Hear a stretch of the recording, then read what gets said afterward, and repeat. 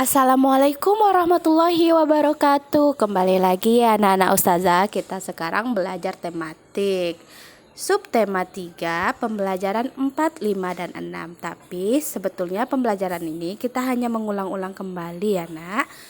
Selanjutnya, sebelum kita mulai pembelajaran, ada baiknya kita membaca Bismillahirrohmanirrohim. Nah, anak-anak ustazah, beragam produk unggulan perikanan tersebut yang ada di atas ya nak, tersebar di seluruh wilayah Nusantara. Itu rumput laut, ada di Sulawesi dan Nusa Tenggara. Sedangkan ikan tuna ada di Papua, Maluku, dan Sulawesi Utara. Kepiting ada di Jawa, Sumatera, dan Kalimantan.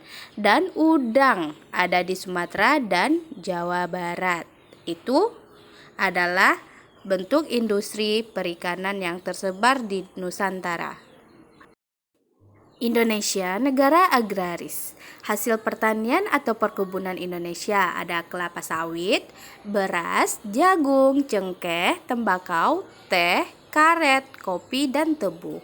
Adapun produk pertanian yang rutin diekspor, ada biji coklat, tembakau, aneka rempah-rempah seperti lada hitam, lada putih, kayu manis, biji pala, dan vanili. Nah, bisa dilihat ya anak-anak ustazah, alat-alat komunikasi bisa berupa web, handphone, kita bisa buka kan web aplikasi semuanya.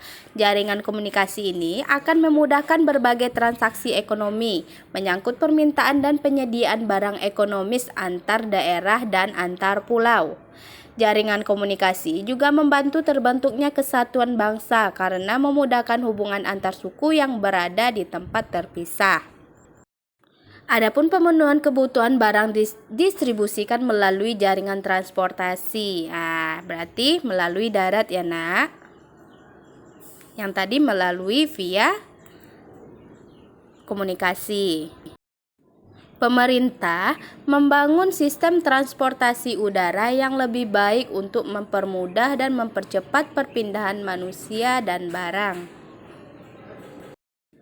Pemerintah juga membangun sistem transportasi darat yang makin baik dengan menyediakan berbagai pilihan moda angkutan seperti kereta api dan bus. Transportasi laut pun menjadi salah satu sistem transportasi yang memudahkan distribusi barang dan perpindahan penduduk antar pulau. Nah, sekarang kita masuk ke wawasan Nusantara. Nah, anak-anak ustazah, kita tahu bahwasannya Indonesia itu terbentang dari Sabang sampai Merauke. Nah, anak-anak ustazah, di sini ada sebuah deklarasi Juanda pada tanggal 13 Desember 1957 yang berisi penegasan bahwa seluruh kepulauan, perairan, dan udara di atasnya yang mengelilingi dan berada di antara pulau-pulau Indonesia merupakan salah satu kesatuan wilayah yang tak dapat dipisahkan dan merupakan negara Nusantara. Ketetapan MPR tahun 1993 dan 1998 tentang garis-garis besar haluan negara atau disingkat dengan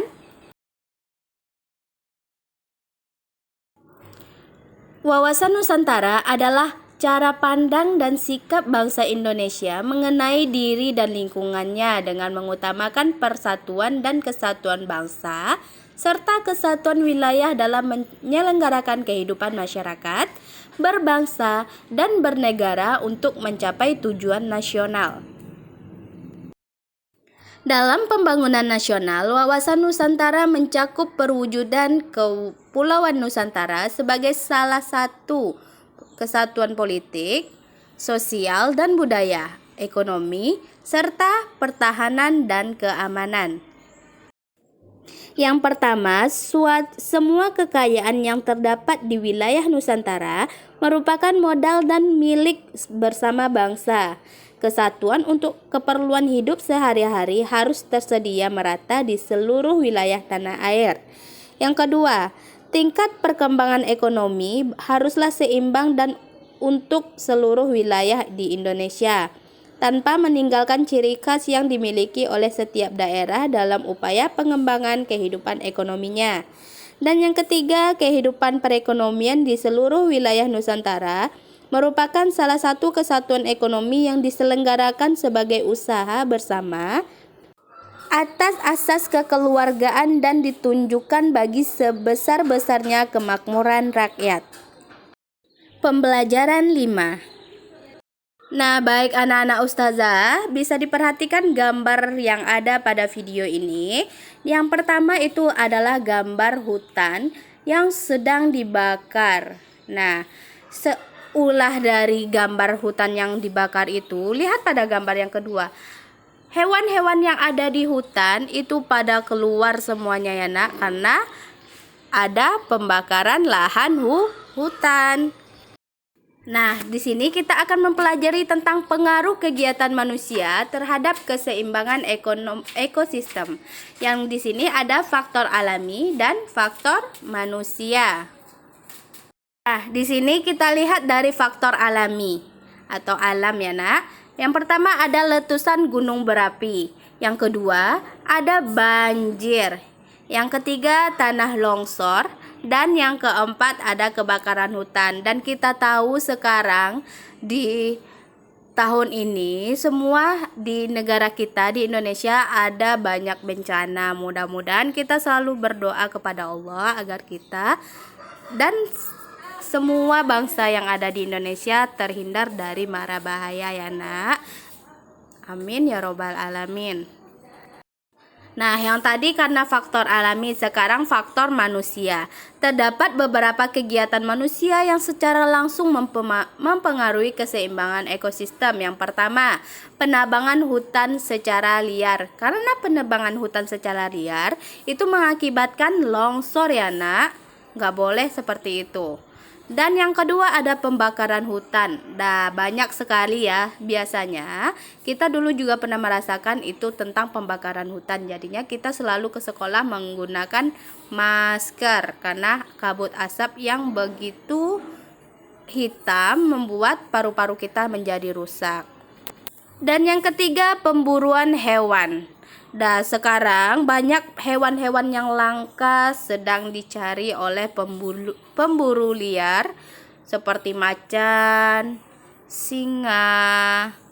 Seperti hewan-hewan yang langka ya nak, itu diburu secara tidak sehat oleh pemburu liar tersebut.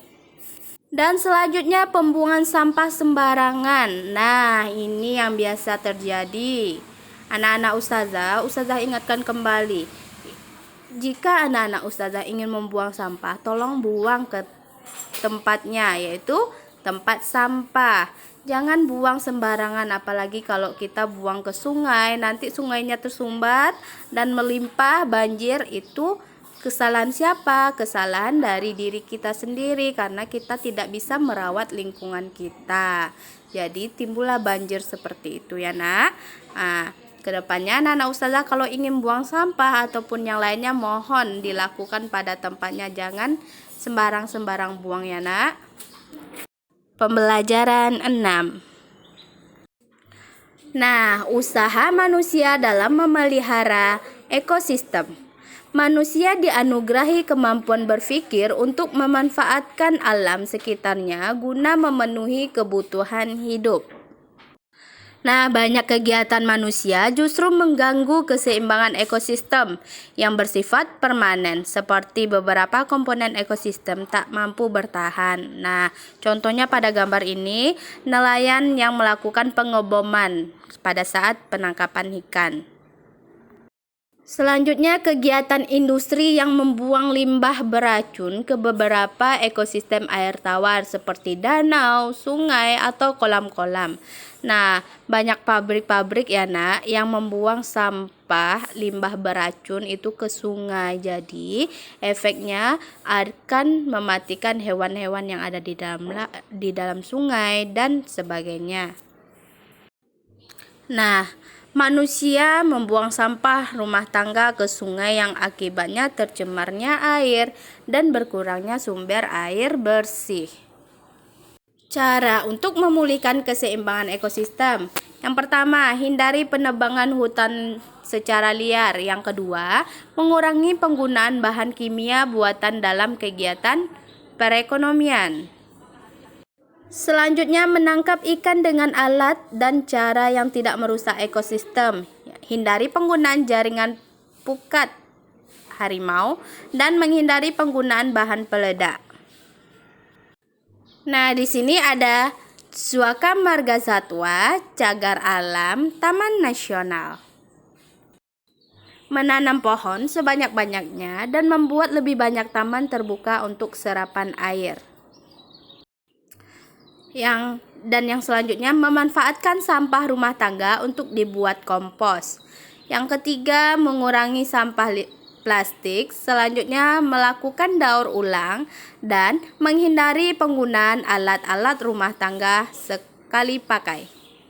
Nah, anak-anak ustazah, untuk tugasnya silahkan kerjakan latihan akhir subtema 3 yang bagian A-nya saja.